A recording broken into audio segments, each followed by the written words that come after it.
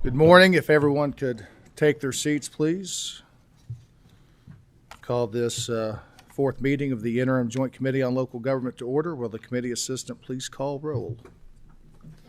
Senator Rocky Adams, Senator Chambers Armstrong, Senator Elkins, Senator Herron, Senator Maiden, Senator Mays Bledsoe, Senator McDaniel, Senator Mills, Senator Rawlings, Senator Tishner, Representative Ballman, Representative Bray, Representative Brown, Representative Chester Burton, Representative Doan, He just packed him. Representative Fleming, Representative Freeland, Here. Representative Griffey, Representative Hampton, Here. Representative Hart, Here. Representative Imes, Present.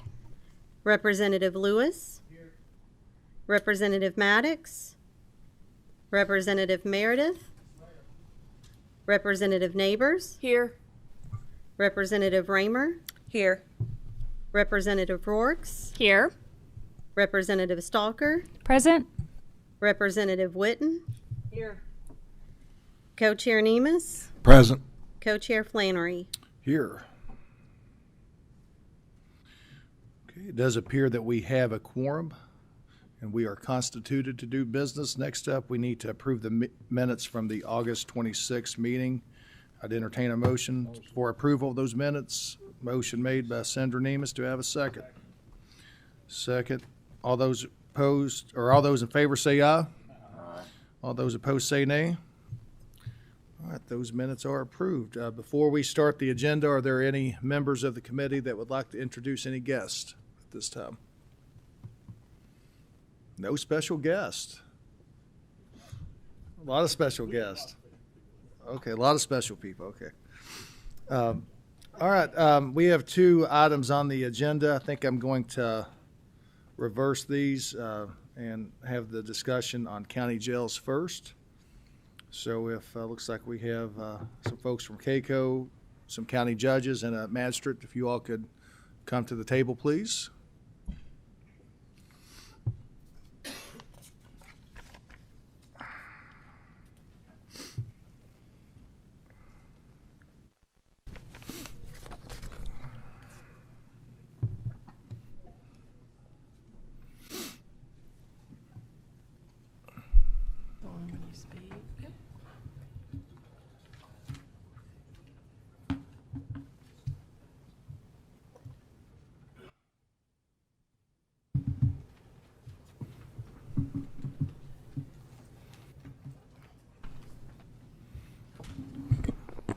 We have a slideshow. Are you all ready?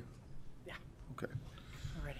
All right. Thank you all for being here today. If you all would introduce yourselves, please, for the record, and then proceed. Judge Mitchell. Mike Mitchell, Knox County Judge Executive. Steve Henry, Webster County Judge Executive. That mic's not. Those are those on? There you go. Gets a little brighter. Yeah. Yeah. My name is Keith Tall. I'm the Judge Executive in Hardin County. Jacqueline Riley, Grant County Magistrate. Shelley Hampton, Director of Government Affairs, Kentucky Association of Counties. Thank you all for being here today. This is a topic that we talk about quite a bit, so I wanted to give an opportunity to discuss this even more in this interim, and I'm glad you all could make it today on somewhat of a short notice. I do appreciate that, and you all are welcome to proceed. Thank you, Chairman Flannery, Chairman Nemus, members of the committee. Thank you all for having us. Thank you, Chairman Flannery, for the invitation to come and speak to a topic that is evergreen for counties and for the legislature.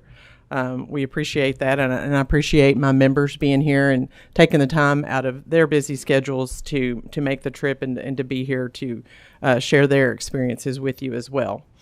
it's certainly important to our members that the legislators have an understanding of how counties pay for all that goes into operating a jail.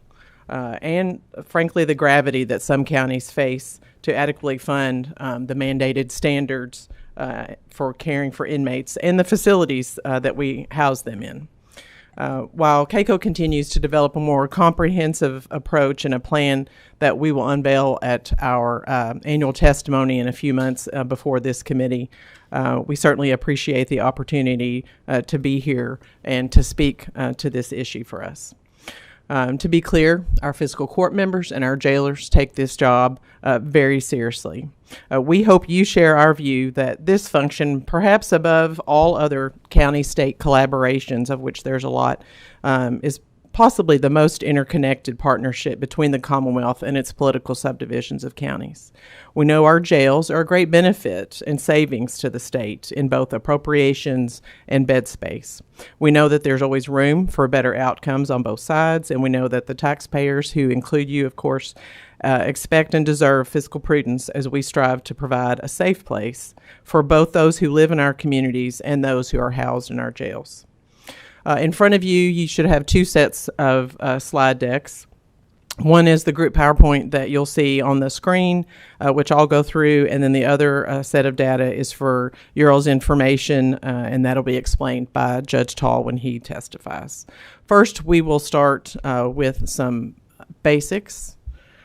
On this slide, you can see which counties have open jails and which counties are closed. There's 77 total jails in Kentucky. We have 4 regional jails, and those have gotten a lot of interest in the last few years as we discuss how to move forward. There's Big Sandy, which includes Johnson, Lawrence, Magoffin, and Martin counties.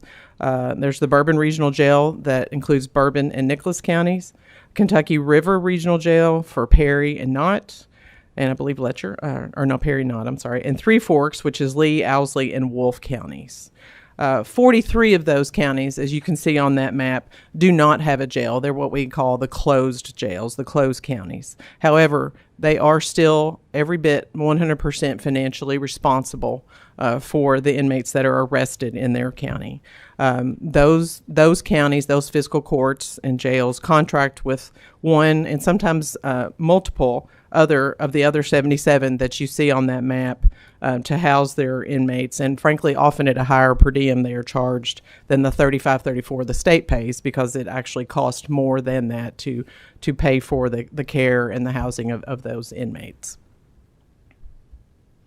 On this next slide for jail population, this is data that is posted every week to the Department of Corrections website. This is taken from the September 4th report that all jails must report each Thursday to the Department of Corrections. As you can see, there are 20,537 total inmates that are housed in Kentucky's jails. A little over 52%, which is 10,800, are classified as county inmates, meaning they are pre-adjudication. They have not gone to sentencing. They have not been tried yet. The vast majority of those 10,800 are the pretrial detainees of that 52%, and the balance of those include those that were just recently arrested and were arrested on misdemeanors or serving out their misdemeanor. So there's the felony population and misdemeanor and newly arrested. 35.1%, or 7,212 folks, are state inmates housed on behalf of the state at county jails. This includes convicted felons, Class D, Class C, also includes parole violators, alternative sentence inmates. Those are inmates who have been convicted of, pled guilty to, or they enter an Alford plea to a felony offense and sentenced to jail as a condition of their either conditional discharge or possibly a condition of their probation. And lastly, we have controlled intake. That just means inmates that are awaiting classification after they've either pled guilty or been sentenced or found guilty. They're awaiting classification by the state. 12.3% are federal inmates, and this is a growing population for a lot of our counties. They're being a lot more proactive, seeking those contracts with the federal government. The federal government pays a lot more, frankly. They pay all costs. They pay all medical, anything having to do with that inmate, and that's where the 12.3, that's up to 2,525 federal inmates. Less than a year ago, it was 1,877. So obviously you can see that counties are trying to do everything they can to bring more revenue in. The 2019, and I think this is important, pre-COVID, 2019, the average daily state inmate population housed in county jails, so that's the state inmates that the state pays us the 34 day, $2 of which is supposed to cover all of their medical needs. That was 11,500 inmates. 2025 in county jails, it's down to 7,212. That is a double-edged sword. Hopefully that means, and I don't have any data to back this up, hopefully it means that fewer people are being arrested, fewer people are being arrested and going to jail, but that does present a significant financial strain for the counties who depend on those to help offset somewhat all of the expenses that go into operating a jail. Next, we've got jail expenditures. As you can see on this slide, counties spent a gross amount of $374 million in FY24. That is a 24% increase just since, again, pre-COVID FY 2019. This chart, just so you know, it excludes Fayette and Jefferson counties. They report a completely different way than the other 118 counties that are not merged. The other 118 have to file a Uniform Financial Information Report. That's posted on the Department for Local Government's website that anybody can access at any time. So that does not even include those two, which have obviously very high numbers. Fayette and Jefferson each, though, did spend over $50 million on corrections based on the available financial data, which we are working with them to get more specific numbers for that, just so you have a full picture. So that 24% is a big jump. The next one on jail medical, I think certainly in my career working for county government and county officials, this has become one of the most talked about expenses in the jail realm. I know we had one judge at one point that said, I wish the state would come and take all of the state inmates because the medical is so expensive, it is about to break me. So county spent $41 million on jail medical expenses in fiscal year 2024. They've had a 40% increase, again, pre-COVID 2019, very substantial. Again, excludes Fayette and Jefferson counties, and hopefully we can get that from them and include that at a later point. But as you can see, that jail medical is a big issue. This is not a healthy population, and I'm sure our jailers would testify to that. Next, if I can get it to go forward. Yeah, I'll try that one. Thank you. Next, you have the general fund support. Counties spent $147 million that was transferred out of their general fund dollars, out of their tax dollars, to supplement their county jail budget in FY24. General fund support has grown exponentially in recent years, and again, has more than doubled since pre-COVID FY 2019. Just from 2023 to FY24, there was a 22% increase in 1 year. Again, this excludes Jefferson and Fayette, but the estimates for them are $46 million for Fayette and $49 million in counting for Jefferson County. And just to be clear, Jefferson County doesn't even house state inmates. They don't have the space.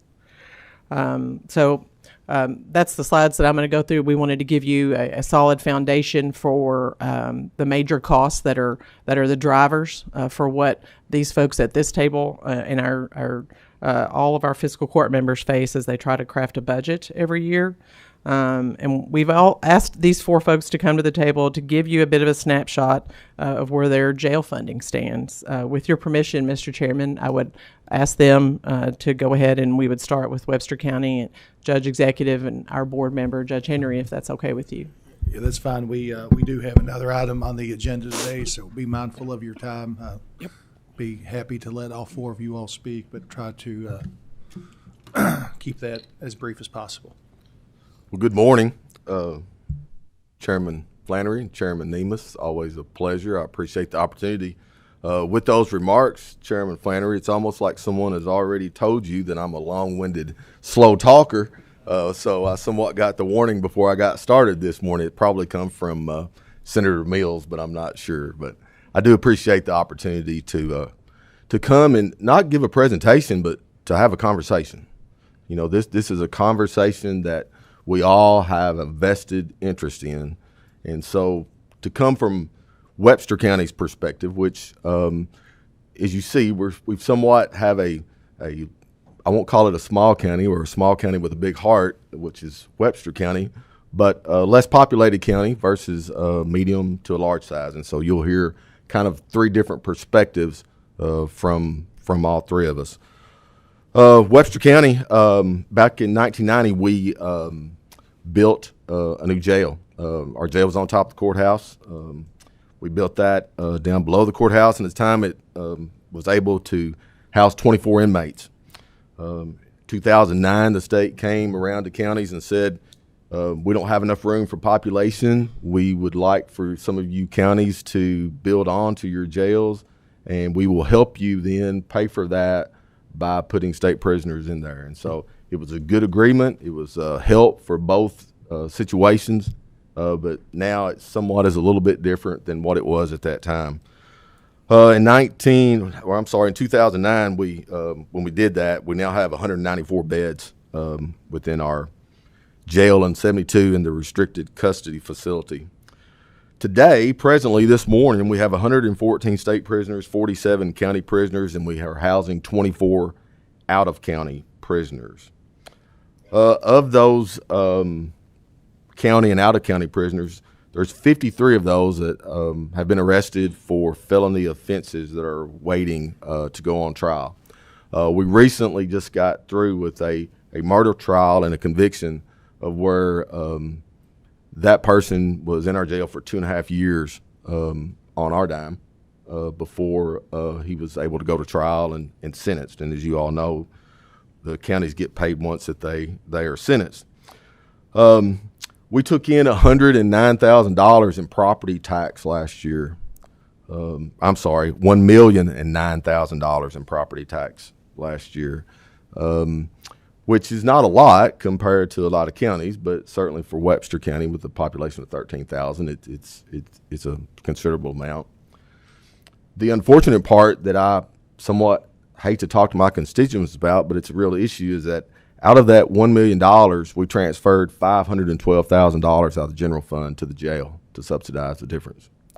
What that comes out to is $77 per taxpayer in Webster County. We have 6,600 taxpayers in Webster County. And of that, on an average, they spent $77 last year to fund the jail. Money that I am sure we would have liked to have spent on economic development, on housing, on all the issues that we all know that we're facing, but we are statutorily obligated to make sure that we fund that jail. As you can see, that's a staggering number when it comes to us at $77 per taxpayer. That's where their money's going. And again, please understand me. I am not coming just wanting to throw problems. You know, we're a partnership. We are strictly a partnership between the legislative body and the fiscal courts. We work together for the betterment of our citizens. And so this is one of those things that I know that, you know, there's an answer out there. It's tough answers, but if we don't bring it up, and I appreciate the opportunity that we got to bring it up today, is that we have to get started. You know, it's not, I don't want to say we're kicking the can down the road, but as Shelley alluded to, the prices and the obligations and the things that we have to pay for only are continuing to rise. So I would just end mine this morning so that I can give others time to talk, is just to say that we're here ready to work with you. We know that it's not an easy fix, but we're at the table and we want to be at the table, and we want to work together to find an answer that can help all of us, but certainly take some of this burden off of the local taxpayers. So I appreciate your time this morning. I'm going to turn it over to Judge Mitchell. So I'm going to switch seats with him so he can sit here.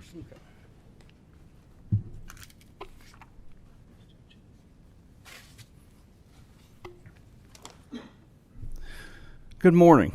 I'm Mike Mitchell, First of all, I want to thank Representative Flannery and Senator Nemus for the opportunity to be here today to discuss the financial issues that we face in Knox County. We're a county of 29,000 people. We currently have a 294-bed jail facility that is 6 years old.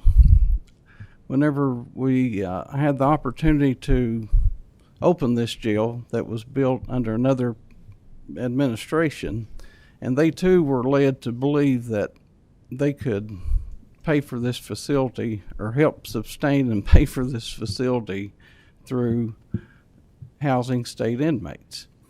And we're very grateful for the partnership we have. We currently have 120 state inmates. We have been up as high as 140 some, close to 150 at one time. We house all of Macquarie County inmates, which their average census is 100. The thing about Macquarie County is we're facing a difficulty there. Whitley County is expanding on their jail detention center that will allow Macquarie County to come over. It's a neighboring county. They're having to transport over 2 counties now to get to us. So, and I don't blame them. I would do the same thing if I had that opportunity, probably to cut my costs incurred and everything. But this jail started out at $2.8 million was our first budget that we put together. And we were not able to stay within that budget. So consistently every year, that was in 2019-2020 fiscal year. But currently, my current jail budget is $5.7 million. Of that, we will contribute $3 million. And this is, the cost just keeps consistently increasing. It don't matter whether it's medical staffing. We have to have qualified people to staff and house, maintain the safe operations of jail. So, we have to prepare and allow for cost of that nature. But anything correction related, if I need a hinge for a courthouse door, I can go to the hardware and get it for $50. If I need a hinge for a detention door, it's going to cost me $350. But anything detention related, the cost has just really been overwhelming to maintain. But I thank you for this opportunity to be here today, and I'm going to be very brief on this. We have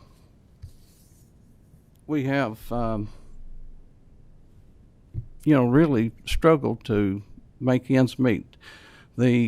Of that $3 million that we will contribute this year, it comes directly out of our occupational tax that we had to put on.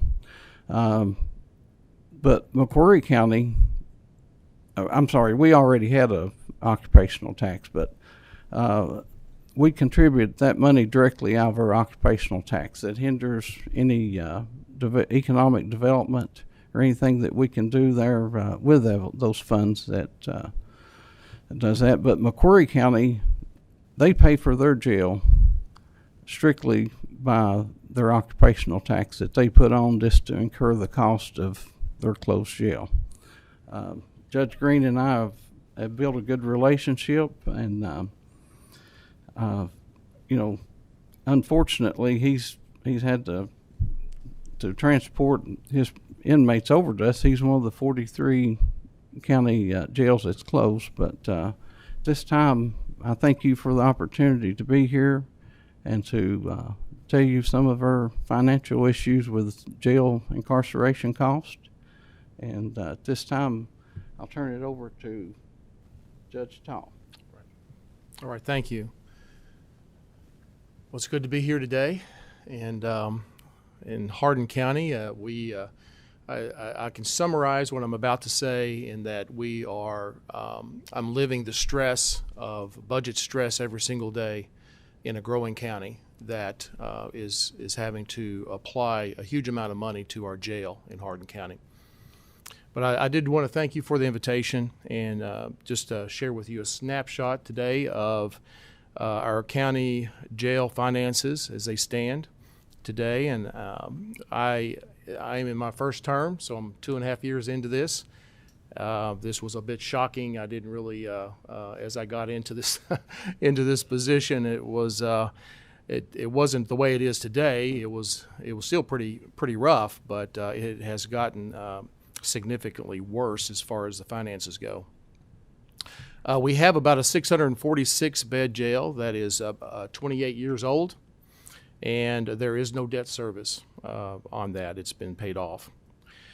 The jail inmate population is right around 500 currently, and we have about 200 state inmates. It's a little bit inflated. We are helping Jefferson County out on some of theirs. And we have 183 pretrial state detainees. We don't house really any inmates consistently from other counties, and we have no federal inmates. In summary, the Hardin County Jail has an approximate budget of $11 million of expenses and $5 million in revenues. And do the math, that's a $6 million deficit. Over the last 3 years, the jail expenses have increased by 25%, or about $2.2 million in just the last few years. The expenses that are driving this increase include payroll. That was a 38% increase. And I just want to note that we aren't overpaying our jail, the folks that are running our jail. They are currently starting at $17.40. Medical at 20% and insurance at 87% increase. At the same time, revenues have declined, and they've declined at about 24% or $1.7 million, which was driven by a 29% reduction in state prisoner revenue. This totals to a net subsidy increase in 4 years of 200%. 200%. Or $3.9 million for an average of $1 million increase per year. This is a three-time increase of the subsidy. So to try to get ahead of these exploding jail budget deficits, we have raised property taxes. It's a lot of fun as a conservative Republican. All right, and we have raised property tax each year by the maximum of 4% over the compensating rate, which resulted in a 25% or a $2.3 million increase in revenue. That sounds like a lot. It is a lot for Hardin County, but it wasn't enough. It wasn't enough, so we expanded an industrial taxing district. That's, again, a lot of fun, primarily occupational tax.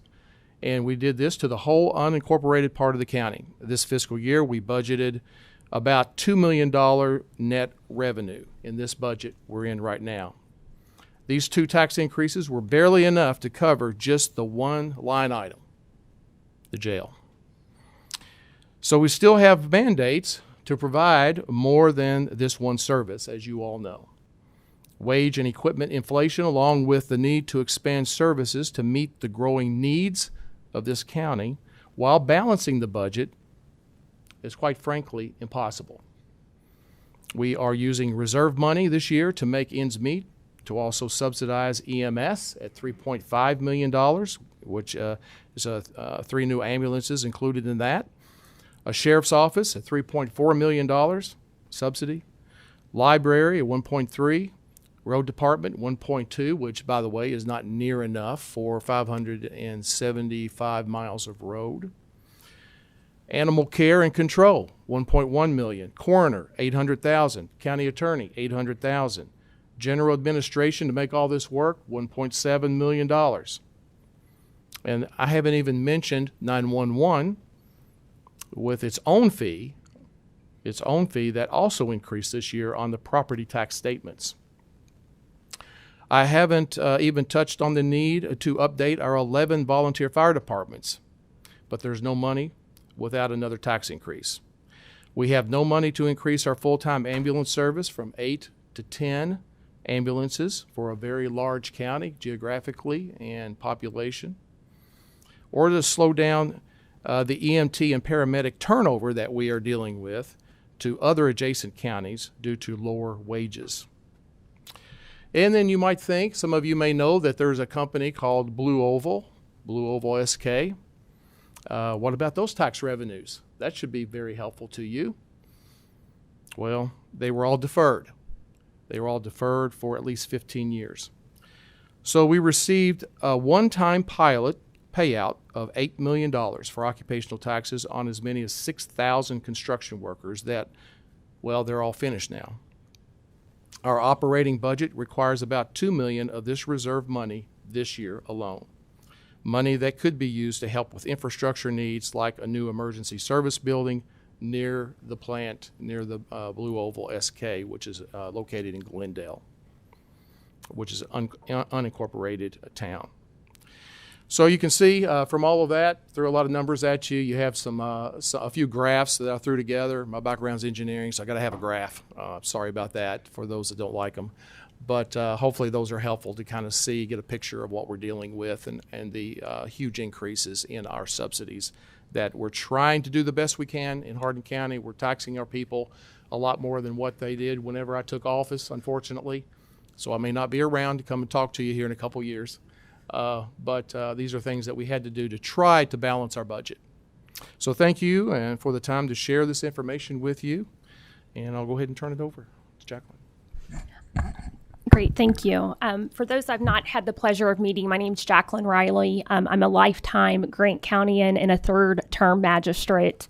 And it's a pleasure to speak to you on behalf of Kentucky magistrates and commissioners to provide you a bird's eye view from a magistrate. And uniquely enough, over 20-some years ago, I was a local high school co-op running from an administrative standpoint at our local jail. And I fell in love and married my high school sweetheart and stayed local and decided to stay full-time as a deputy jailer at our county detention center for about 4 years. As I went to college at nights and on the weekends. And little did I know, I was gophering and running job to job before I ever even knew, the purpose and intent of filling in a vacancy. And so I have served food trays. I have done medical over-the-counter prescription to inmates. I have done inmate classification as inmates come into our facility so that they are housed with like offenders. When I became 21, I got certified to carry a gun, and I traveled from eastern to western Kentucky picking up inmates that committed crimes in Grant County. And we packed lunches and we were gone all day.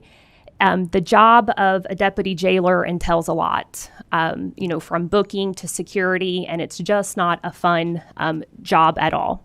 But little did I know, doing all those variety of tasks as a young 20-some-year-old later paid dividends 20 years later as a magistrate that would be making financial decisions on behalf of our local taxpayer, mostly because I had boots on the ground experience inside a facility that isn't sexy and fun. And quite frankly, as the other judges have attested, to attract and retain good quality talent has been a financial barrier for our community.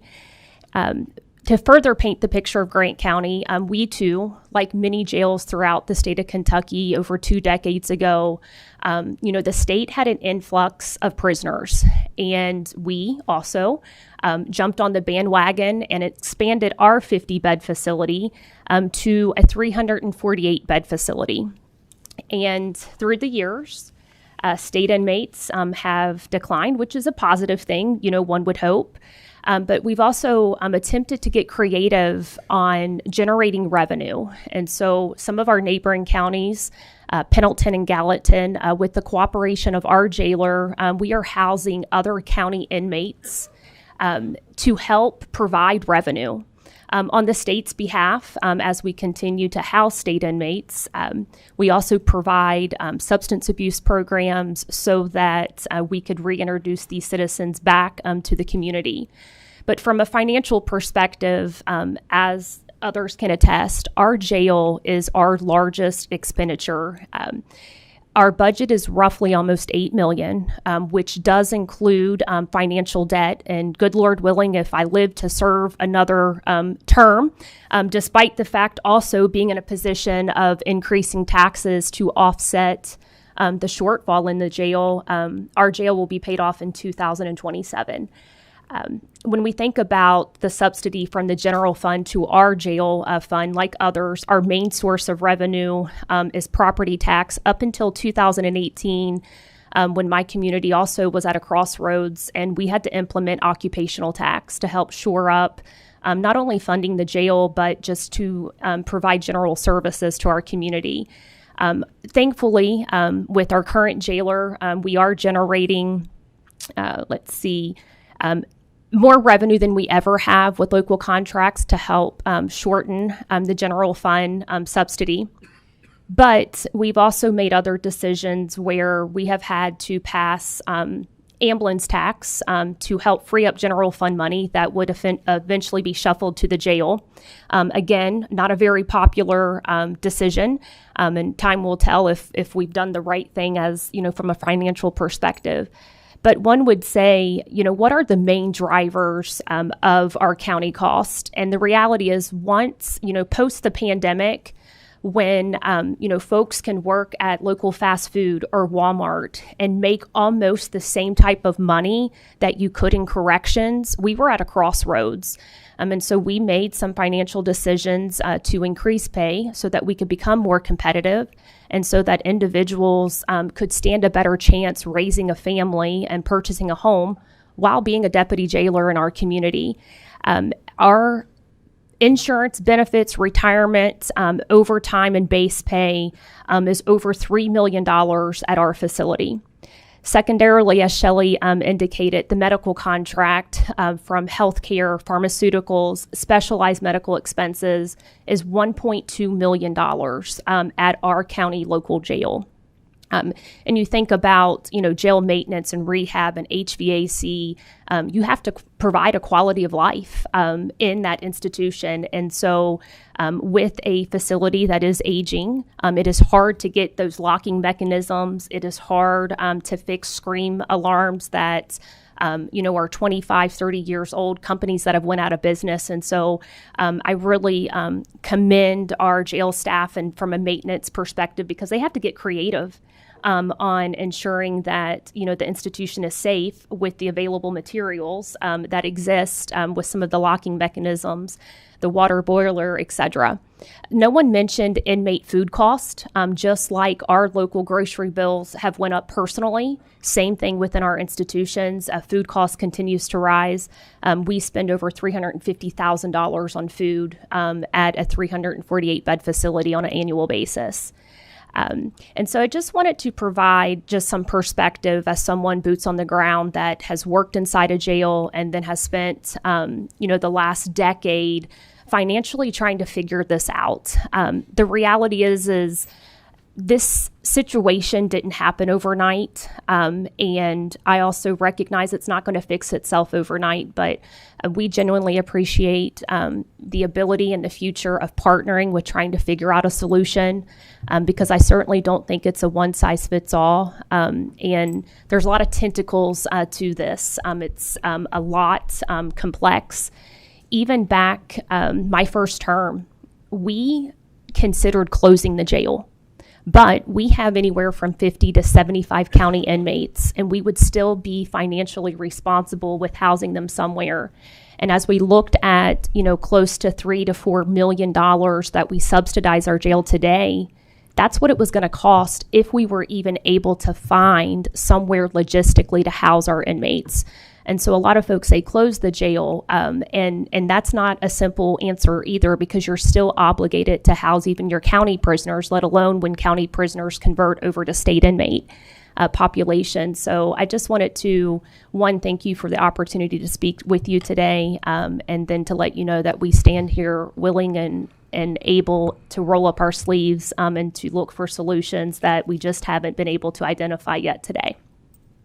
I'll turn it back over to you. That's it. We'll be glad to take any questions. Thanks for the time. Thank you. Take a few moments, just personal comments on this. I thought Magistrate Riley did a really good job of talking about what happens in a jail on a day-to-day basis.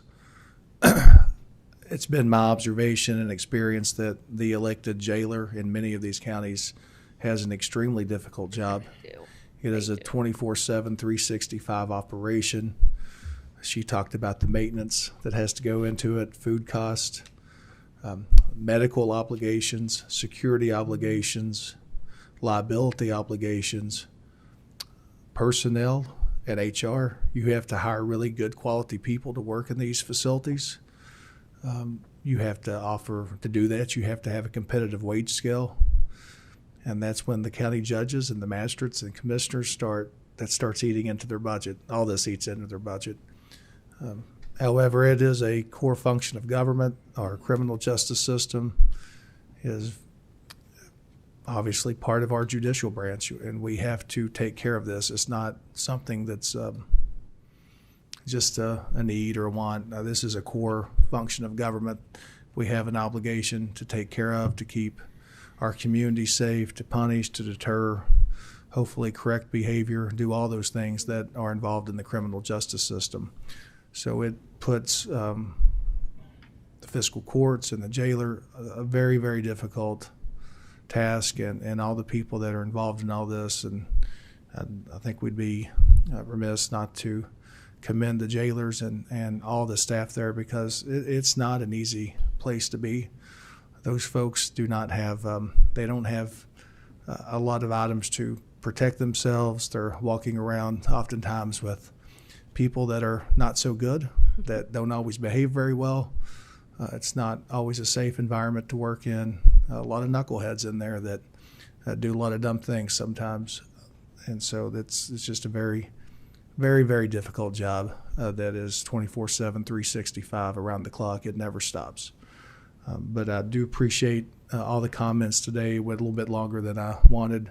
I am going to allow a few questions. Just be mindful of time, because we do have several people for the next item on the agenda. First up for a question is Senator Mills. Thank you, Mr. Chairman. I'm down here in the peanut gallery. I thought I left state and local government in pretty good shape for Senator Nemes and Representative Flannery, but this jail issue is something that's been plaguing us for years, and it's something that we've got to address. I've got three quick hitting questions. If the judges could give us their insight on it. First is, can you continue, each of your counties, can you continue to subsidize the jails from your general fund? If you can't, what happens, say, in 2 years from now? The third thing is, do you think that the current posture, kind of tough on crime posture, has increased the population and increased the cost to your counties?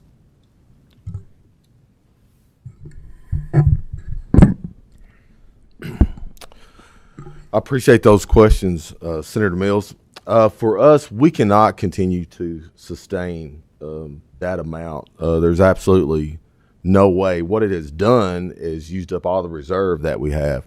So a lot of you I have talked with about co-severance. Some of you are Cole County judges, and we've visited you with JC several times. But I've had to actually do a co-severance project to subsidize my budget from where I took all of the money in the reserve out of general fund and put it into the jail, which basically really didn't leave me enough money to run until tax season came. So we ended up taking $400,000 out of coal severance, and we're a county that we lost our coal mines. Last operating mines was in 2019, so those have been very precious dollars for us to use in situations that we want to help do things to sustain the county, economic development, tourism, things like that. But we had to take those dollars and put them into the jail. So it's kind of a twofold there. We can't sustain, but fortunately we have co-severance. But is it really what we want to use co-severance for? But that's what we've had to do, as many other co-counties has as well. We talked real quick. I'll just show you an example of those medical costs. 4 years ago, we had a gentleman that tried to burn his mother-in-law up inside her house, and he actually paid someone to do it, but he was on dialysis. And so we were paying $28,000 a week to Baptist Hospital to take him to get dialysis. Now, it don't take too long at $28,000 a week before we start getting in some financial trouble. And I'll let Judge Mitchell answer about his. Yes. As far as the future goes,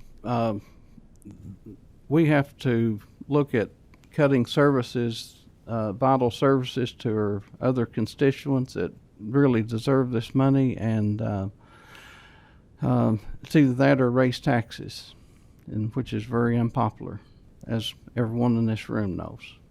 But they are necessary, and you have to do what you have to do at some point in time. But actually, we've had to decline our road department budget roughly around $475,000 here in the last couple of years, just to contribute to our jail fund as well. So the answers are no and yes.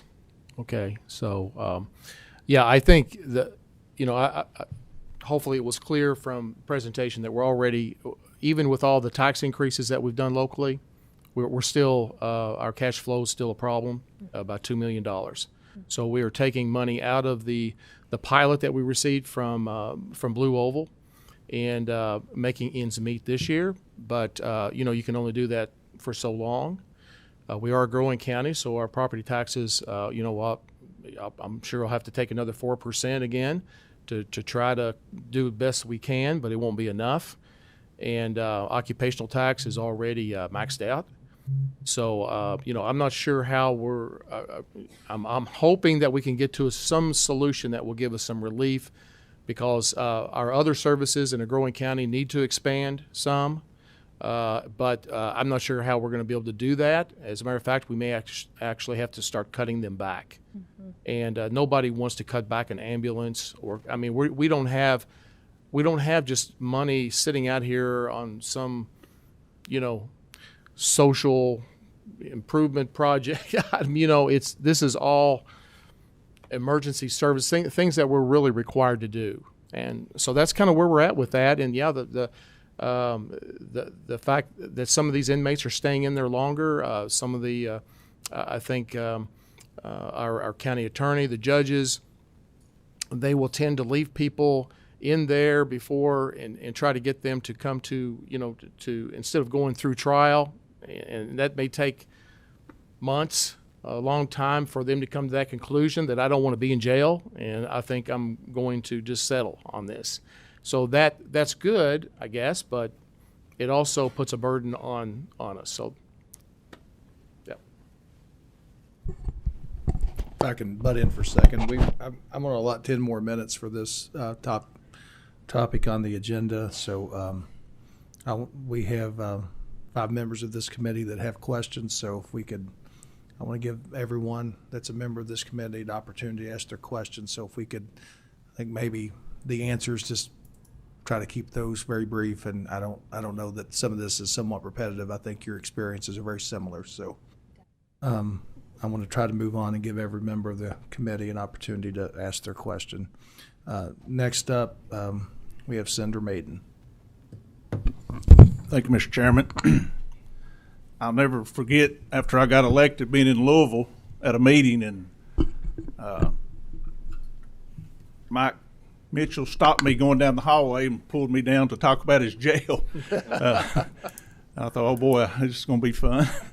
But while I was mayor, I often heard it from my judge in Bell County, Judge Brock, and he often takes a lot of hits over people wanting him to build a new jail. But over the years, I've heard from Judge Mitchell, who's the next county over and a good friend of mine. And I've often been asked in certain settings, are you for building a new jail? And I always say no.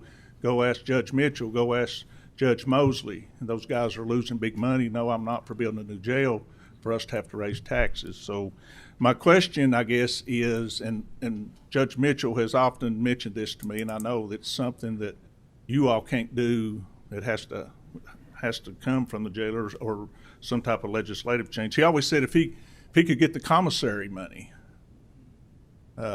he would be more than happy, to get that. Now the numbers you're throwing at me, Judge, are much bigger than what we talked about earlier. I don't know that commissary money would override your $3 million loss. But do you have any other suggestions, or have the jailers, or I know you all talk to them and you relay the messages about how much money you're losing. But at the end of the day, as the chairman said, they have a tough job, but you all have the tough job because no matter what they do, you all have to come up with the funds, whether you take it from your road, wherever you take it from.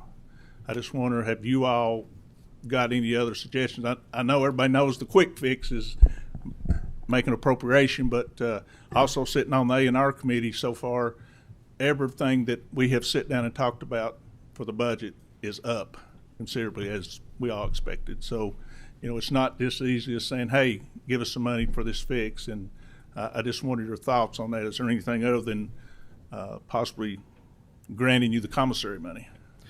Well, our commissary takes in over $1.5 million a year. We don't have no control over that spending. There is a portion of that would offset some of our incurred cost of operations. I don't know that that's the total fix, but as far as other solutions, I think that's where we need to collectively come together and see what we can, come up with. I don't have the fix for it, other than, it just takes additional revenue every year that we really don't have. But there is some oversight there that I think would be beneficial on the jail commissary that would offset our cost. I do. Just to follow up, Mr. Chairman. This may be to Shelley or maybe even to the chairs here. I just wonder, has the Jailers Association been invited, or y'all having any discussion with those folks to come back and recommendation? I know they don't want to give up their commissary, because I know that from my own local county, because I know what they do with that stuff. But certainly they're an affiliate of ours. We stay in contact with them. Like you all, just because the gavel goes down on the session, it doesn't mean that this job ever stops. We are in contact with them. And to answer your earlier question briefly, Mr. Chairman, it's going to take a multi-pronged approach. Our board directed us at our annual strategic planning meeting to come up with a comprehensive approach to bring to you all. And hopefully we'll be invited back in November to share those thoughts with you from our board, from several conversations we've had with a lot of people on this committee and others in the legislature as well. Representative Meredith. Thank you, Mr. Chairman. This is obviously a very intricate issue that I have followed for a long time. Senator Maiden, you mentioned an appropriation, and an appropriation in and of itself won't fix it. One of the things that you run into is if you appropriate funding to the open jail counties for additional per diem costs for those state inmates, then you probably make a loser out of the 43 closed jail counties who have to then contract with another county to house their inmates, because their per diem for housing their inmates is going to go up as well. So you have to be very careful with that intricacy. If somebody could you all speak to the issue of classification of inmates after conviction and the challenges that poses, and if there has been any progress made on that over the last couple of years? I know that has been a significant challenge in my time of following this issue, and if you all could speak to that just a little bit, and then I'll have one more thing if I could, Mr. Chairman. Certainly. Briefly, Representative Meredith, I've been told by the Jailers Association that has improved somewhat. The challenge remains once they are found guilty and sentenced. They await that classification from the Department of Corrections, and in the last several years, that has been slow to come and to be completed to classify them so they know where they need to be housed. As you know, we are only allowed to house Class Ds up to 5 years, or those Cs that have less than 24 months remaining on their sentence. And that classification piece there at one time was over a year probably backlog on some of those classifications. It was causing significant cash flow issues for the counties where they're housed until they get classified and then moved. The other thing, and I have proposed this in the past, and I will bring this to the members of the committee again, this will require an appropriation as well. But I think the quickest way to fix this is to clarify the issue related to felony and misdemeanor offenses. Bill I proposed a few years ago would have done this. So if you are a county and you have misdemeanor inmates, you're responsible for those. When somebody is convicted of a felony, they then become the state's responsibility. What my bill would have done a few years ago would have said that if you are convicted of a felony, then the state will pick up the tab for the pre-felony conviction time, which would have been a major transfer of funding to those county jails for what is truly a state responsibility, which is the housing of those felony inmates. Now, that does come with a cost to the state, but that will benefit every county jail in the state, whether it's a closed county, an open county, a life safety county, or any other county. So I think that is an issue that we should look at again as we move forward in trying to solve this situation, because that is truly, those felonies are state responsibilities. We have just let them off the hook for being a state responsibility and made them a county responsibility pre-conviction. Thank you, Mr. Chairman. Thank you, Representative Meredith. Senator Herron. Thank you, Mr. Chair, and thank you all for your presentation. I will say that Senator Maiden had a lot of my same thoughts, so I will not go back into those. But I do have a question regarding technical violations. I know that none of you all really spoke about that, and I don't know if you have those numbers right offhand, but I would be interested in knowing how many are those individuals who are incarcerated in those counties per county are incarcerated based on technical violations, not necessarily a new offense. We don't have those with us, and I'm not sure that we have them, but we can see if we can't get those for you and share that with the committee. Thank you. Thank you. Senator Elkins, and then after that we'll have Senator Mays Bledsoe, and that will conclude the conversation on this piece. Thank you, Mr. Chair. Thank you for bringing this topic before us again today. Feels kind of like February 2nd, Groundhog Day. We do this every year, seems like, and I do understand where you're coming from. The current model for our jails is implemented or designed or put in place a long time before there was ever a drug epidemic. And we know that almost every person sitting in one of your detention centers is dealing with a drug epidemic. So I don't know if we're going to have to change the model or look at something completely different, but Representative Meredith is absolutely correct. Changing the per diem or upping, some sort of additional funding, that doesn't help. It may help, it doesn't fix it. As I look at these charts you've given me, it jumps out at me that over the past year, the jail expenditures have gone up 7%. It's pretty understandable when medical's gone up almost 15%. So it certainly is. I was at a Bath County Fiscal Court meeting where their 1 month bill was $40,000 for medical. 1 month in Bath County. That's like $5 per person for that county alone. It's unsustainable. As I look at that, though, what jumps out the most at me is that the general fund support has gone up 22%. So if your expenditures have only gone up 7%, your general fund support has gone up 22%. That means you're not getting the revenue you were getting at one point. And that is absolutely state inmates. And Representative Meredith hit it on the head. That is the fix to me, was the bill that he had a couple of years ago. Rocket docket would help if we could get judges to implement the rocket docket. That's very helpful. but credit for time served. And I don't have a question now that Representative Meredith has stolen my thunder, but we're going to have to look at something like that to fix this issue. It's not going to fix itself. It's not getting better. You can look at these charts and see it's getting worse every year. And then from fiscal year 2023 to fiscal year 2024, it's really taken off. And that's post-COVID. You can't blame anything on COVID there, and it's not going to get better if we don't fix it. Representative Meredith, I think you have a good bill, and I hope you bring it back again. Chairman, thank you for bringing this topic today, and I do see I have two judge executives in the audience that weren't here when we recognized guests. Judge Executive Hector Acala, who is a brand new judge executive in Menifee County, and Judge Executive Chris Haddix, who is a judge executive in Montgomery County. Welcome, guys. Thank you, Mr. Chair. Thank you, Senator Elkins, and last, Senator Mays-Bledsoe. Thank you, Chair, and I'll be brief with just two statements in the sake of time.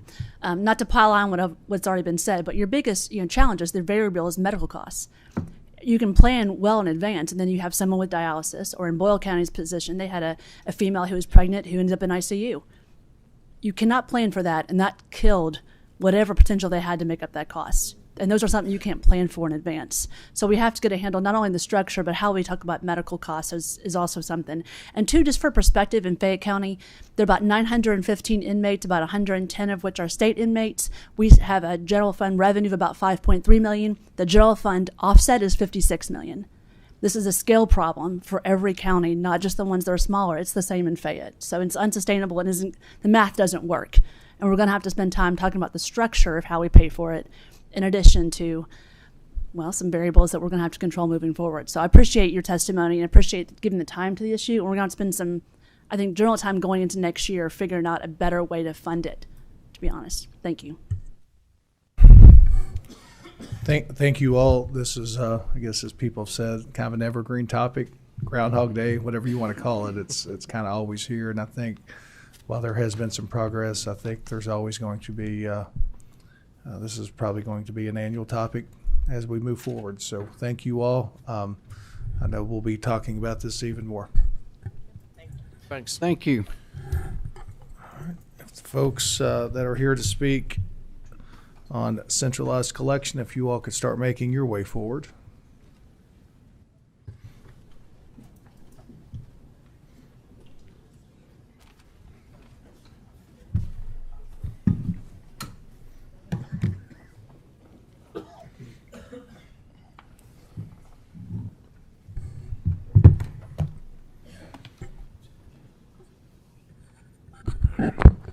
Good morning, Mr. Chairman, members of the committee. Thank you so much for giving us an opportunity today.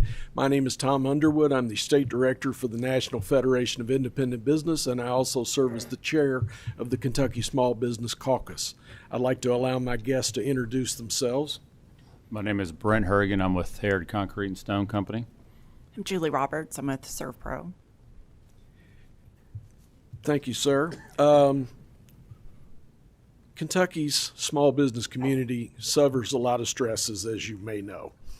Right now, there are 380,000 small businesses in Kentucky, according to the Small Business Administration. What's telling is 314,000 of those have no employees. They are a sole operation. So they don't have a CFO necessarily. They don't have a compliance officer. They don't have any of this. They have to get through the best they can with state government and local governments. In Kentucky, we ask our businesses to comply with more than 400 different local occupation and net profit tax distributions. For many, this means filling out dozens of separate returns and writing paper checks every year. Some of these checks are for just a few dollars or even less. For small businesses in particular, the administrative burden is overwhelming. Most businesses do their best to comply, but the current system is so cumbersome that some decide to take their chances and accept penalties as a cost of doing business. That's bad for compliance, bad for local revenue, and bad for Kentucky's competitiveness. House Bill 253, which was introduced in the 2025 session, offered a path forward, bringing together business leaders, city officials, and county officials to design a system that makes tax compliance simple and reliable. Imagine if businesses could file all of their local tax returns online, submit one secure ACH transfer, and have those funds routed directly and quickly to each local jurisdiction. At the same time, local governments would continue to receive the same records and information that they do today, with the added benefit of faster, more reliable payments and a stronger audit trail. We know this can work. Ohio has been doing it for 7 years and their compliance rates have gone up. Tennessee has a user-friendly model that businesses like using. Here in Kentucky, Louisville Metro Tax Commission has already proven that an online system increases compliance and cuts red tape. With that, I'd like to turn it over to Julie first. Good morning. As I said, my name is Julie Roberts. I'm the current advocacy chair for the National Association of Women in Business in Kentucky. I'm also the proud owner of 11 ServPro franchises throughout Kentucky, Indiana, and Ohio. With over 80 employees. You could be sure that your mic is on, or maybe pull it just a little bit closer. I'll put it closer. Is that better? With over 80 employees and 20 years in business, my team and I have been on the front lines helping families and businesses recover from disasters, whether that's a flooded home, a fire-damaged business, or storm cleanup in government facilities after severe weather, which there's been a lot of in Kentucky this year. Our work is about helping people get back on their feet, and that's something that I take very personally. As a business owner, I often face challenges that are less visible, but just as important to keep our doors opening and our people employed. One of those challenges is the complexity of occupational tax reporting.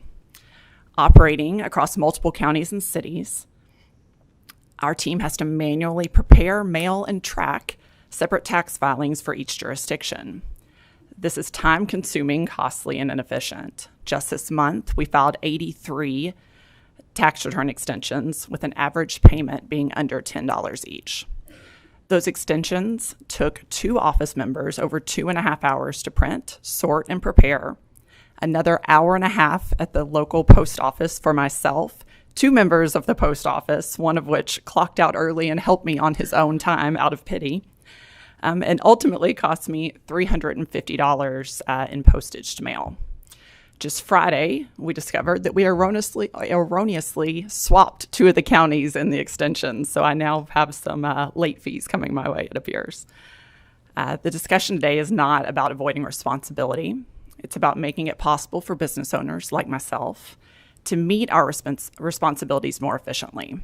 Allowing us to report and pay all of our occupational taxes through a single online portal will save us time, reduce errors, and free up resources that can focus on what really matters, serving our customers, growing our businesses, and creating opportunity in Kentucky. For my company alone, this change would simplify the submission of hundreds of filings each year. For small businesses with fewer resources, it could be the difference in staying in compliance or unintentionally falling behind. Streamlining this process helps businesses of every size in every corner of the Commonwealth.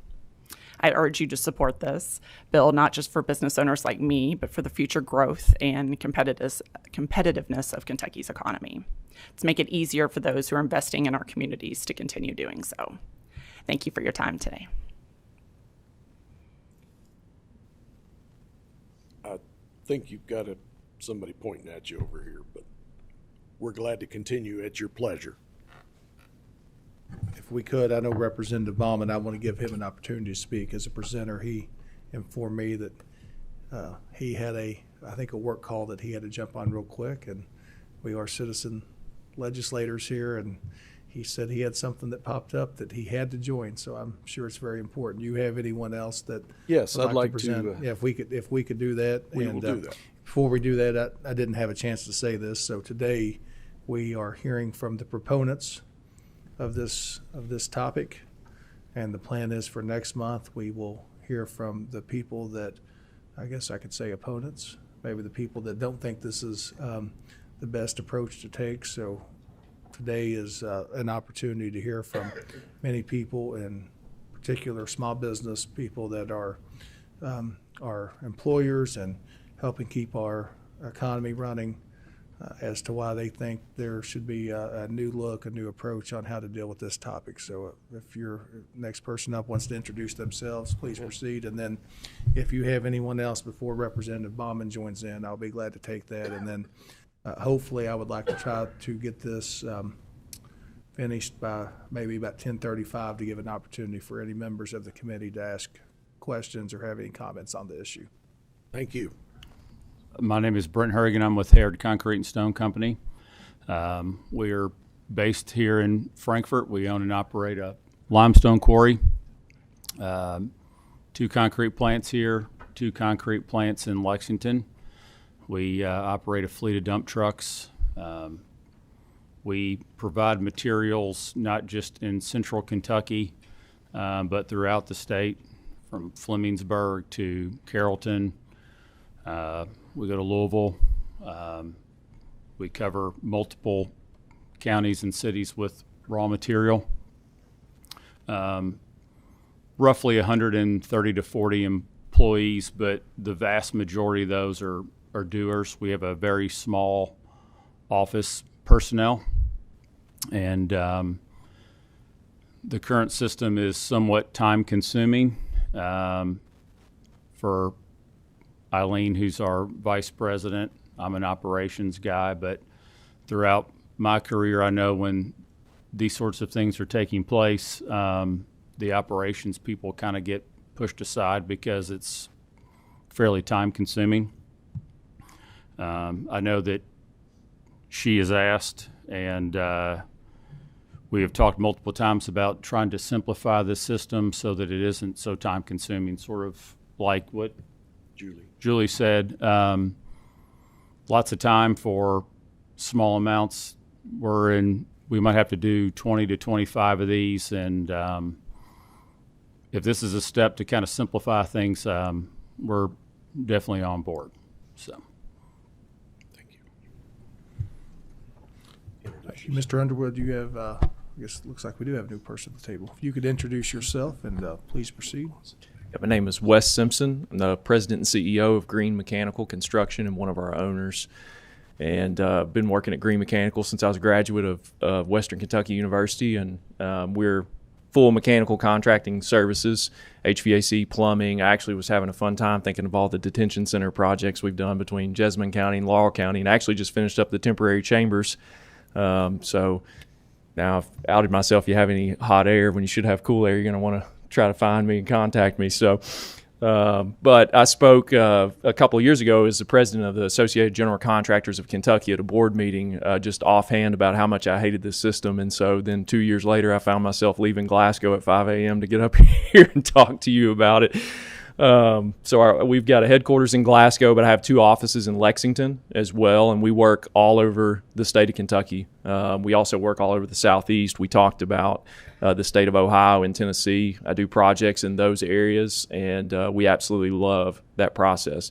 It's easy to go online, pick your municipality, file your taxes, and you're good to go. And last year in Kentucky alone, we paid over $300,000 in occupational taxes. So this is near and dear to my heart. With over 200 employees that are Kentucky employees, we represent a lot of folks. And so right now, we're working in McKee, Ellesmere, Lexington, Frankfort, Hazard, Glasgow, Greensburg, Tompkinsville, Franklin, Bowling Green, Georgetown, Richmond. And as a contractor, that changes. As soon as one project wraps up, we move on to the next one, So when we don't work in a place that we have worked in the past couple of years, we still file zero return to keep active there. So even when you move on, you're not working in that municipality currently, you're still having to go through and do the paperwork on a form that's not like any other one, because they're all different. Every single city is different. And so, sometimes we go back for a warranty call, and I think Tom alluded to this about you start wondering, well, this warranty call is going to cost me 87 cents in local tax, and the postage is close to that. We're going to send it because we're going to be compliant, but you start wondering, why is the system the way that it is? And then you have other municipalities that have taxing districts that are separate. I think it was mentioned in the county jail discussion as well. You have your Trans Park type taxing districts. And so even if you have a software solution that you pay a lot of money for to help you file these and help get the reports, they don't pick those things up sometimes on, is this in a special taxing district or is this in the city itself?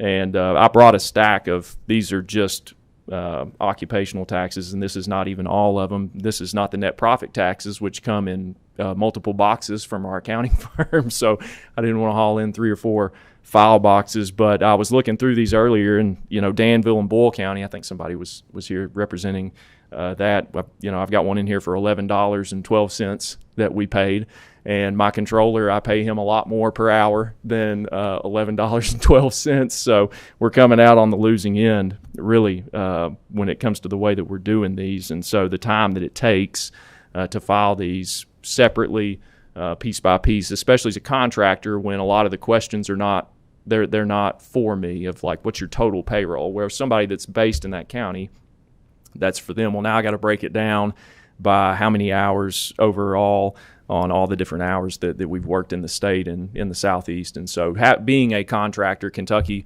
started, 42 years ago. We've moved on to being a regional contractor. And so getting a taste of working in other states where we deal with centralized collection has been a godsend. But, every year when it comes to Kentucky, the accounting department, I try to stay away from them because they get really, really grumpy. So really appreciate the opportunity to come here and present to you, and would very much support moving to that kind of system in Kentucky. You want to introduce yourself?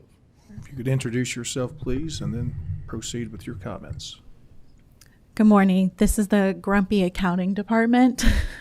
My name is Ashley Chamberlain, and I serve as the controller for Vulcan Fire Systems. We are located in Louisville and in Nashville, but we work all over the state of Kentucky, all over the state of Ohio, all over the state of Tennessee. The list goes on and on. Vulcan is a fire suppression company. We design, install, service fire protection systems for most of what we have talked about today. At the risk of sounding repetitive, the Grumpy Accounting Department is the hands, the minds, the time behind all of these filings. We are the ones that are cutting checks for sometimes 60 cents, then putting an envelope and a stamp in the mail, praying and hoping it actually makes it to the branch. And we do this for well over 50 returns a month, not counting the quarterly and year-end filing. Streamlining and modernizing the system, whether that's through uniform filing, standardized thresholds, or a more centralized process, would allow businesses like ours to spend more time where they matter and the safety and customers that we serve. Thank you for your time. I hate doing these speeches, and I was thrown in at the last minute, so happy to take questions to this guy. Mr. Chairman, I did promise them this wasn't like Law and Orders. Well, I thought you did very well, even though you're a person that may deal with math more than words. Appreciate your comments. Sure. I don't believe we have covered everyone other than Representative Bauman. Is that correct? It is, sir. May I do a closing statement, and then we can if go you to could, questions? and then I'll have some comments, and I'll wait for him to come in, and then maybe I'll let members of the committee, give them an opportunity to comment and or ask questions. I would think that many of Representative Bauman's comments and perspectives on this would be very similar to what you all have already stated. So go ahead and make a closing, and then I'd like to make some comments. Then I'll open it up for questions and comments from the committee. Very good. Thank you, sir. What I'd like to point out is that of the business individuals that came up here to show you the reality of this problem, not one of them said, do away with the taxes. Not one of them said that we don't owe the taxes. They want to pay the taxes because that's what the law requires. What they're asking for is a more efficient way to cover this group of taxes. To have to do 50 forms, and every form is different, and they're all paper forms, and have to have paper checks cut. This is not quite what we call efficiency. You have to remember we are now 25% of the way through the 21st century, and we're still using paper and paper checks on this one area. As we look forward to the 2026 session, our goal is to refile similar legislation to last year, to give all stakeholders the time and space to build something that works for everyone. Local control over rates and schedules would remain untouched. At the end of the day, people are more likely to pay when you make it easy for them to do so. We believe this legislation presents an opportunity to strengthen compliance, improve revenue reliability, and make doing business in Kentucky easier. If the system doesn't work for all parties on all sides, that's not a solution. We need a good faith effort to sit down and work toward the solution. There are opportunities. We would welcome the chance to work with the committee and your local governments to get this right for businesses, for cities, and for counties. Thank you for your time and your thoughtful consideration. Thank you all very much. I guess I want to try to distill down what your all's position is. What I think I'm hearing you say, and you alluded to this in your closing, is oftentimes there is more money spent on compliance than the actual revenue that is dispersed to local governments. And you feel like there's in a more efficient way that can be utilized through technology or other means of finding efficiency to be sure that as small businesses, maybe even medium-sized businesses, I mean, it affects all businesses, but it's oftentimes much more difficult in a smaller business to pay for compliance, and you have to be more mindful of how much money you're spending to ensure that you are good business citizens of the community and that you're paying your duly owed taxes to be sure that cities and counties do have the funds to do things on the end that benefit you all as businesses. You want protection with police and fire. You want roads. You need those for your businesses. Mm-hmm. We had I believe Herod Stone, very involved in the road systems. I mean, all this needs to work together to be sure that businesses and government can do what needs to be done to keep society moving, keep us moving forward. I believe you all brought some really good points today. Let's keep this conversation going to make sure that we can just find a better, perhaps more modern way. It is hard to think that we are 1/4 through this century. Thanks for that reminder. That is hard to believe, but I will confess, for whatever reason, sometimes I would rather just write a check to pay my bills. But when you're dealing with something on a very large scale and you're maybe sending out 50 envelopes and the payment is $1, $2, I think stamps are up to around 63 cents, give or take right now, or something around that range. It's just maybe there's a better way to deal with all this. I don't think Representative Baumann is back yet, so we do have some questions and or comments. Representative Meredith. Thank you, Mr. Chairman, and I certainly understand the concerns that you all bring and appreciate you all coming and advocating on behalf of the issue today. My concerns are not concerns that are against the position that you come with, but are concerns of a very practical matter, if I would say. Over 10 years ago, I'm one of the few people that's been in this legislature for over 10 years anymore, but over 10 years ago, I think it was about 14 years ago actually, the legislature passed legislation to standardize the forms. Mm-hmm. And so I wish we were hearing a little bit from the other side too, because I wonder how many of those jurisdictions don't have a pretty close to standardized form. Now, you may have to file an individual form with each, but they should be pretty close to the same. There was, if I recall correctly, an exemption in there for extremely small local governments that it put an undue burden on to comply. But I think overall the goal was to get to a standardized paper form at that time. So that's the first thing that I would say. The second thing, and Tom, you and I worked on this for a long time, again, over those 15 years that I've been here. It has taken over 25 years to build a CAVIS system over at the Department of Transportation to handle the licensing of vehicles. What I am concerned about from a very practical standpoint is how long does it take to develop and implement a system like this that works both for you all as the business owner and for the local governments out there to get the funding that they need to continue offering the services that they offer. Because I've seen it before, and I know how long that process can be when we put it in the government's hands, or even when we try to contract it with a subcontractor that we try to hire to do that job. I think we fired 3 of them, or 1 quit and 1 fired, and we ended up bringing it in-house. I'm very worried about how that process works from a practical standpoint because, again, I've seen it in the past. That being said, I do think there are things that we could work on, and one of the questions that we've had is these de minimis returns. If we're talking about a return that's less than a certain dollar amount, I know a lot of local governments have a provision for de minimis returns. Maybe they all don't. Maybe that's something we need to look at from this standpoint. And then the secondary piece of that is, what does it take to get revenue to put this into effect? Because I'm sure that's where we're going to house this, is under the revenue cabinet. And I know how long it takes to turn around things from time to time that have been there for a long time, not to mention a new program like this.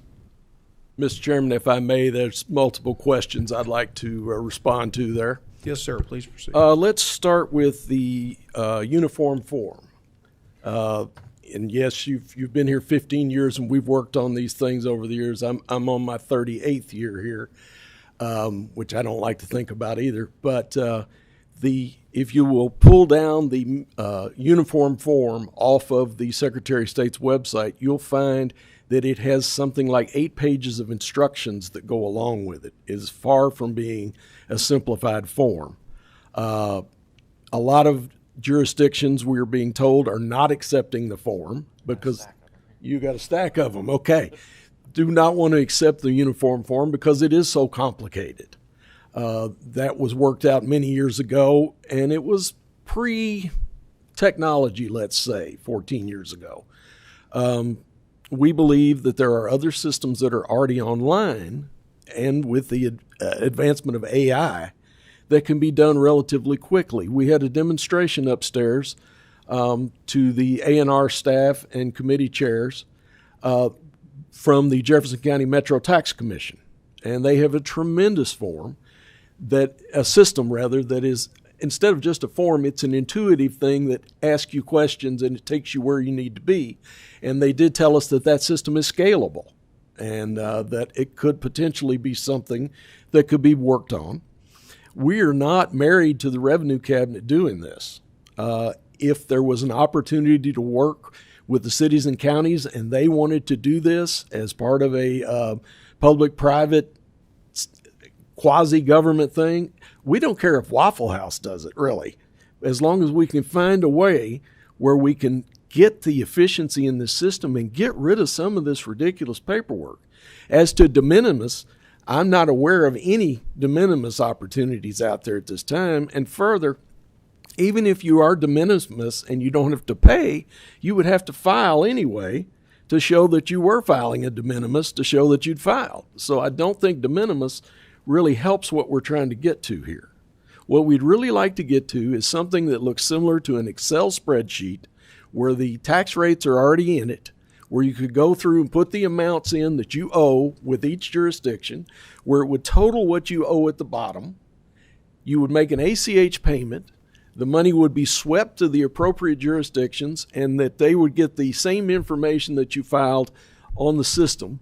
And in a perfect world, we'd like the system to populate itself every time you go in, so you don't have to be putting in name, address, phone number, and any other information that's repetitive. Now, I hope I live long enough to see it, but here's the thing. If we don't start talking about it, if we don't start working toward a goal, we'll never reach that goal. And Kentucky needs to move forward. I mean, I tell friends, I joke, I said, yeah, I'm from Kentucky. We get Saturday Night Live early Tuesday morning. But it's time that we look at these things. Now, the CAVIS system was a different system altogether. That was a situation where the system was built to the laws rather than the laws being adjusted to a system that would work. And that's why that took so long and why 3M walked off the job from a fixed price contract after it was almost 2 years overdue. So I appreciate everything you brought up. Those are all legitimate things to discuss. What we'd like to do with this bill is we don't want to force a system on that's effective July 1, 2026. That's not what we're about. What we're about is putting on some kind of a deadline, couple of 3 years out, a long runway, so that we can get all the players to the table to work together legitimately to find a solution to this problem. Thank you very much. Any follow-up, Representative Meredith? One real quick thing. In the legislation in the past, and I didn't get through the entirety of that bill last year as it didn't move through the process. Where was the funding for the new system housed? How did that funding come about? That's a very good question. That bill did not include any funding. What the bill said was it would be the creation of a working group with specified individuals from county government organization, League of Cities, some business organizations to sit down and work together and work through the part of programming that is the whiteboard where this goes this way and this goes that way, to see if there could be something that would then be available to send out for a RFI in the next year. So that bill did not require the creation of a system in 1 year. It was also a long runway. Thank you. Thank you. All right, next up we have Senator Elkins. Thank you, Mr. Chair. I actually have several questions, but I'm not going to ask all of them. I guess my primary question is this, and so I remember this from last year, that local governments, League of Cities, they didn't like this piece of legislation. Mm-hmm. They like to keep control of it, mm-hmm. and I'm a local control guy, mm-hmm. so I'm trying to figure how this bringing it, I guess, to some department in Kentucky in the Commonwealth to manage or oversee this, how that's going to make that better for the cities and the counties. Because as I've looked at and have watched programs being developed and done by the Commonwealth, just doesn't ever seem to work out. Have you ever went to the actual cities and counties and asked them to make their system better, or if you have a complaint with them, have you ever been to them to take it out? I was the CEO of a company and I worked in 11 counties, and we had all those taxes that we did as well. Mm-hmm. But I just increased the cost to my service to cover the cost of paying those taxes and calculating them and doing the work and having a controller, which is I just assumed was a part of the cost of doing business in Fayette County or Clark County or whichever county it may have been. Have you been to the counties or the cities and said, we need to make this better? We need to figure a way to do it better. Let me start. Well, over the last 14 years or more, yes, we've had multiple conversations. We have not gotten resounding support for any kind of change in the system. I'll understate that. But what we're trying to do is we're not trying to take any money away from the locals, not a nickel.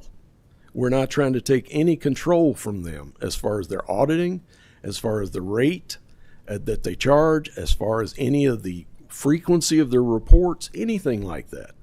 All we're asking to do is to sit down and see if we can work out a system where we can come together and make it better for everybody. Now, go ahead. Yeah, I'm from Glasgow, and when this bill came up last year, some of you may have watched that city council meeting. I'm sure it'll be shown in universities for years to come because there was a lot of information that I don't think was a part of the bill. And so I had conversations with city council members in Glasgow, and it was really just about, well, what if the state keeps part of that money? What if, we're losing control, and we've got somebody that does that. What if we have to eliminate, that person from our government? Which, for me, I'm like, well, that sounds really good for the taxpayers here locally, but I'm sure they'll find a job in the private sector.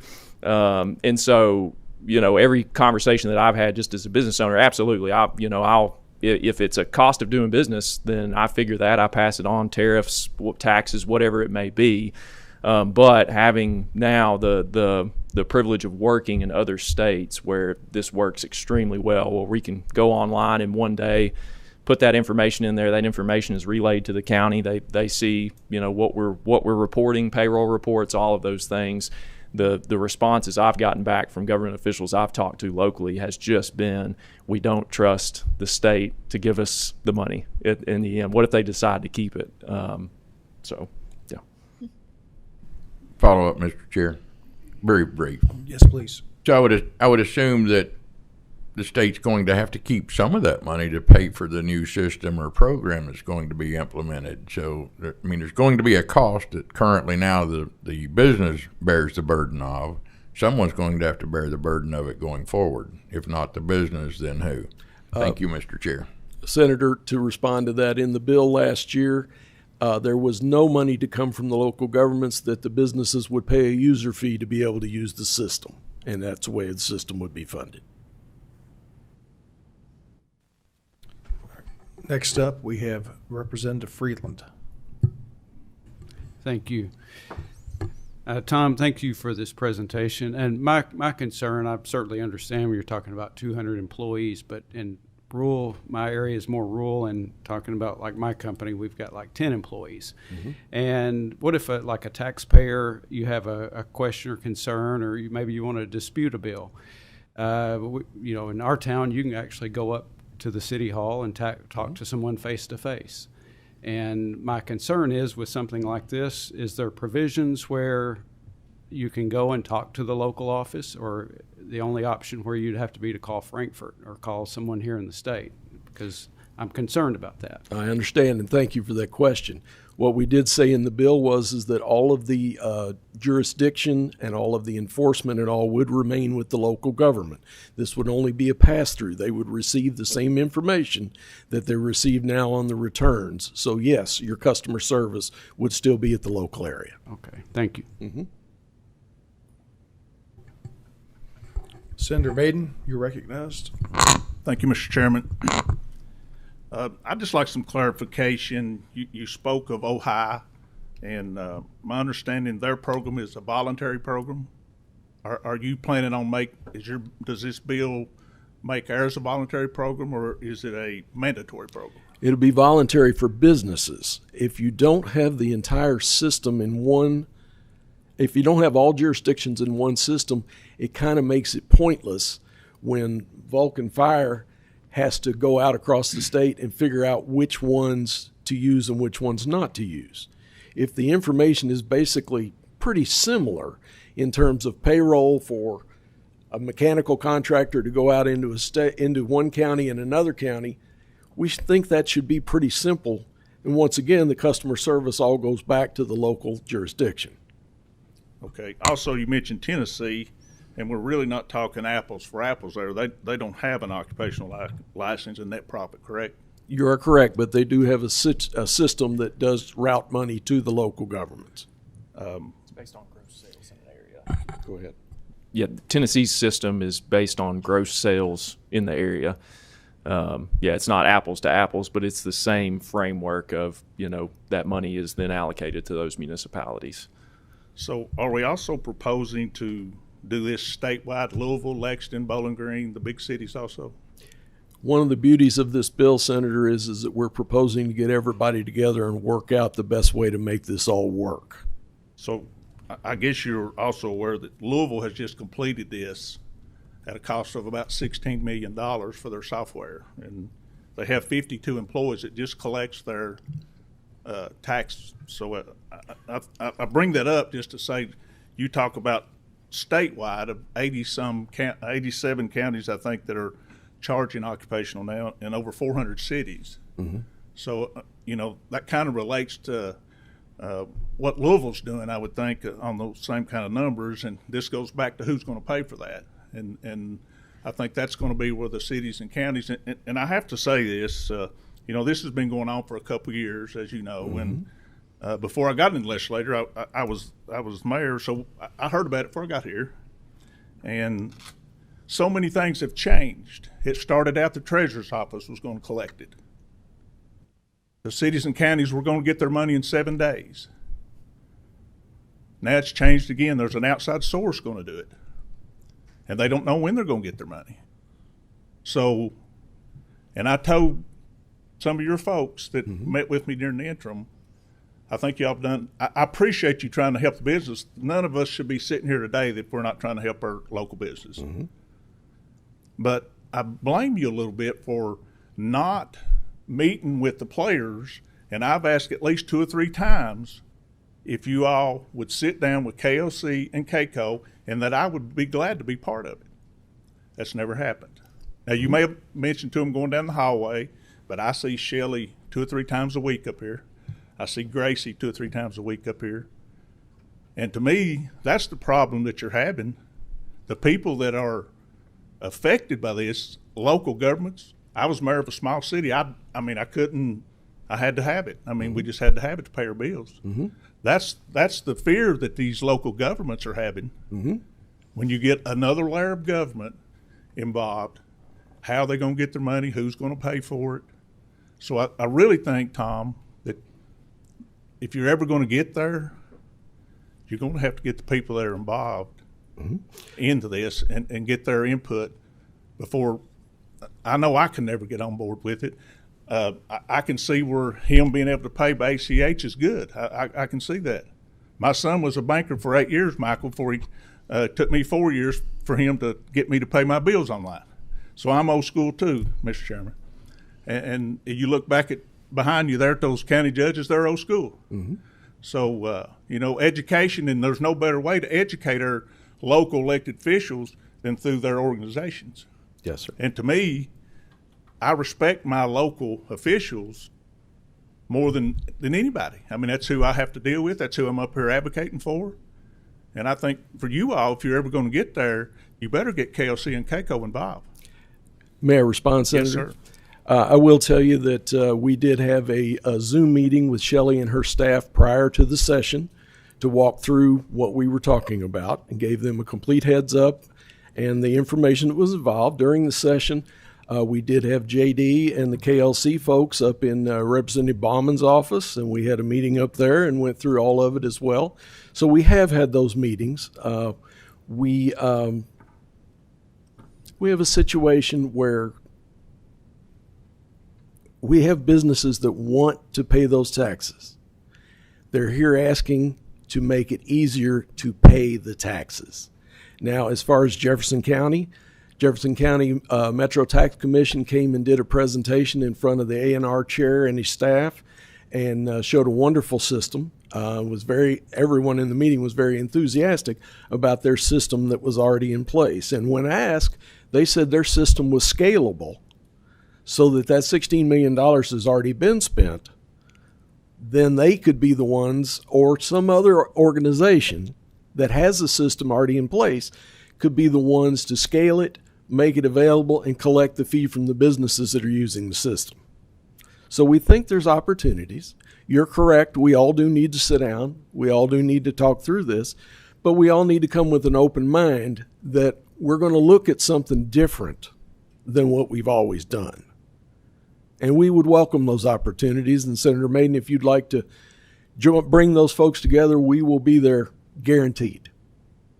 Thank you. I really feel like that's the only way we're ever going to get to a workable solution. And I know times have changed. This is a 50-plus-year-old bill that was passed back in the 70s. I get it. I know times are changing and technology is better, and we might be able to offer something. But you've got those folks, those mayors and judges with their guards up because things have changed from 2 years ago to last year to this. It keeps changing. You keep moving the goalpost.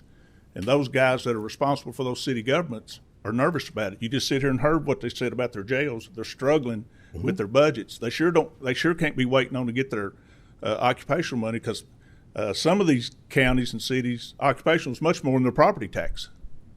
I was mayor of one that was like that, 3 times more than what my property tax was. So that's their concern, guys. It's not, I don't think anybody's for making anything better. It's the unknown. Isn't that always what bothers people, the unknown? Well, I know it scares me, Senator, but I will tell you that the changes in the bill are reflective of the concerns that we've heard raised. And the bill will change again for 2026. We welcome anybody that wants to come and sit and work on that legislation. Absolutely. Well, you mentioned that's what's been mentioned to you. I served 15 years as mayor, and I never had a business approach me that my paperwork was too stringent. I had a lot say they didn't like paying it, and I agree. I hate occupational tax, and I surely hate a net profit tax that we charge businesses. But it is what it is. Yes, sir. But I never had one. I've asked judges. I've asked all my county judges. I've asked all my mayors. Nobody's ever had a business come to them and say, hey, your paperwork's too cumbersome. Senator, final comment. Yes, sir. Mr. Chairman, because I know we're on a time schedule here. Where in the bill we have, if a business has one location, let's say that Aunt Helen has a beauty shop and she has one chair and she doesn't move across county lines, we have in there that she can continue to use the local paper form if that's what she's used to. It's not a benefit to her to go onto an online system and do that. But for businesses that cross county lines and city lines, we have so many cities and counties, it's very difficult to swing a cat without crossing a jurisdictional line.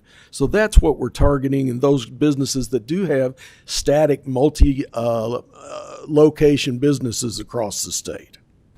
Tom, I'll say that's the first time I've heard any flexibility in this bill. And I think that's great because you've got some people, I know city clerks that have been there 40 and 50 years, can barely turn on a computer. Mm-hmm. So, flexibility like that, you could possibly get you across the line. We have 3 more members of the committee requesting to ask questions or comment, and we have 15 minutes left, so be mindful of time, and we will wrap this up. Senator Herron is up next.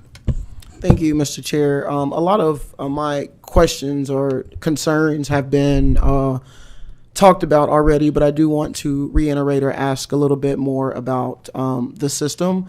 We know that, as Senator Maiden just said, Louisville Metro has this, and it costs $16 million, but then I think an additional $2 million for maintenance.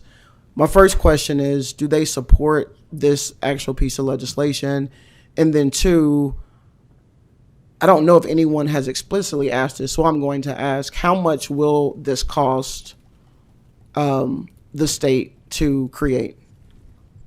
Okay, to your first question, Jefferson County has not been asked to support this legislation. They were asked to come and demonstrate the system that they have built and the efficiency that it provides. They have found it has increased their collections, and there was a comment about they have 52 employees that run the system.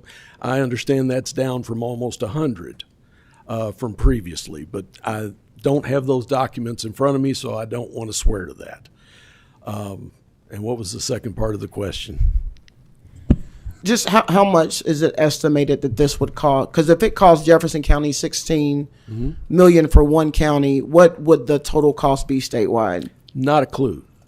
That's the reason that we're asking for a long runway to develop an RFI to see where we would get to before we try and put anything in a budget or put a number to it. If it's $150 million, obviously it's not worth doing. But we don't know, with the changes in technology that are happening so rapidly with AI and everything else, this may be something that is easy to do. Regardless, there are systems that are already in place and perhaps can be replicated. But until we sit down with an open mind and a commitment to try and find a real answer to this, we're not going to find that number.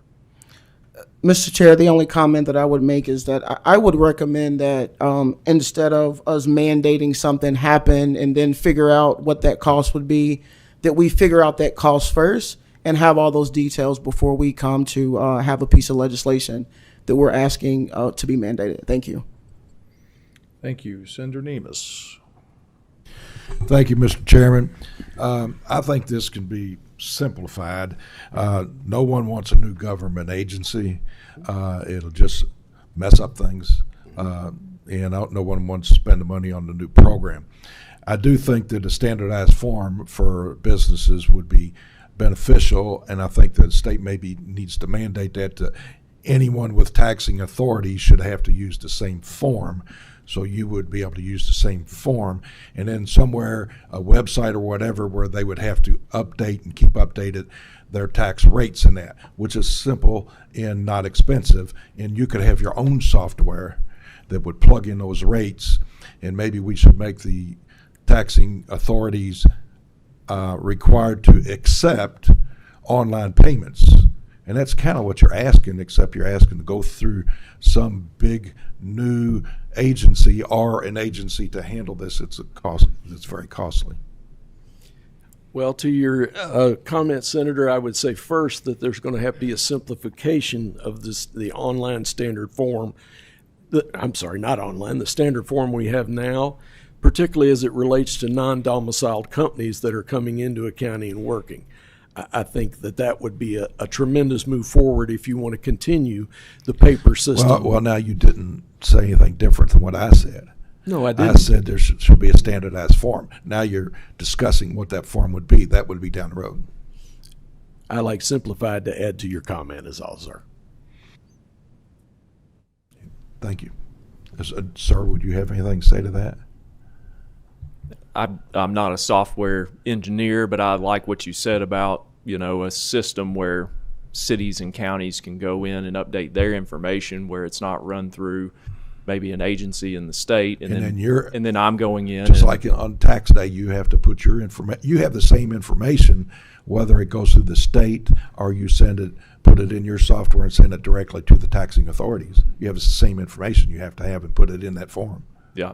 Yeah, and I've got forms here. None of them look the same. They're not standardized. We're shipping off paper checks. So we're talking about agencies doing this or new agencies and all that, but it basically boiled down to you just want a standardized form so that you can put the information that you have put somewhere on one simple thing. And be able to pay it online and not send off 87-cent checks. Okay.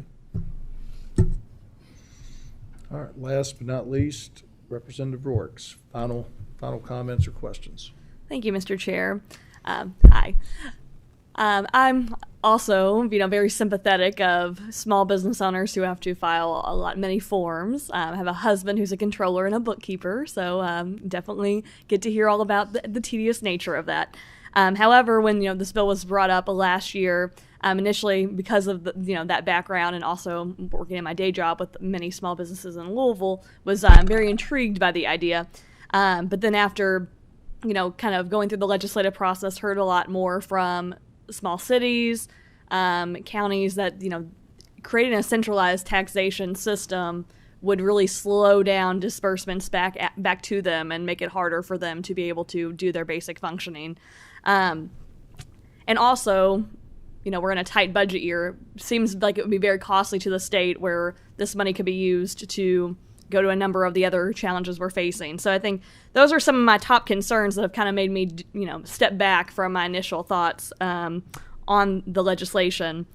Also, Jefferson County's model has been mentioned at length. But as far as I know, I've had extensive conversations with Jefferson County and Louisville Metro government, and it's very clear to anyone who has conversations with Louisville Metro government that they have significant issues with the legislation.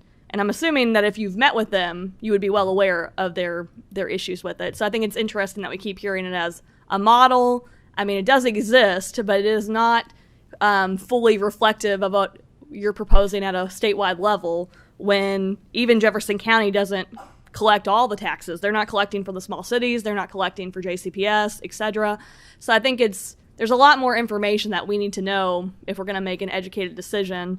But I also think that there's a difference between hosting meetings and getting information versus the partnerships that would actually be needed if we were to move forward on this. And I think my colleagues have proposed several viable paths forward in terms of standardized forms, the conversation around diminishing returns. I think there is a problem to be solved.